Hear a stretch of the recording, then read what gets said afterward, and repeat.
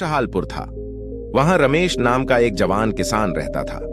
रमेश बहुत मेहनती नहीं था, बल्कि वह आलस का राजा था। उसके पास अच्छी जमीन थी, उपजाऊ खेत थे, पर वह हमेशा कल पर काम टाल देता था। रमेश हमेशा कहता था, अरे अभी तो बहुत टाइम है, फसल बोने में क्या जल्दी, धूप चली जाए तो आराम से करेंगे। उसके पड़ोसी जैसे कि सुरेश हर सुबह जल्दी उठकर काम शुरू कर देते थे। सुरेश का खेत हमेशा हरा भरा रहता था, जबकि रमेश का खेत खाली और सूखा पड़ा रहता था। एक दिन गांव में एक वृद्ध साधु आए। वह साधु बहुत ज्ञानी थे और कहा जाता था कि उनके पास जादुई शक्तियां हैं। रमेश ने साधु से पूछा, महाराज, मेरा खेत क्यों नहीं फलता?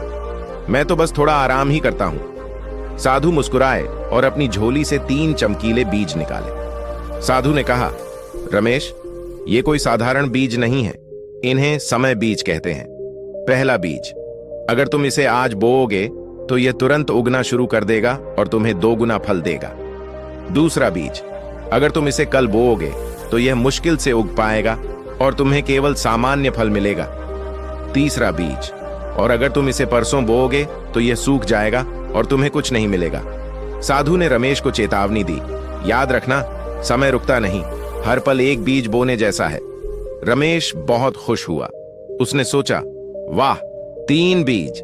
साधु ने कहा है कि आज बोने से 2 गुना फल मिलेगा, पर आज तो मौसम अच्छा नहीं लग रहा और मुझे थोड़ी नींद भी आ रही है, कल बोऊंगा। उसने पहले बीज को एक छोटे से डिब्बे में रखकर कोने में रख दिया और सो गया। अगला दिन रमेश सुबह उठा। उसने पहला बीज देखा जो कल उसे बोना था।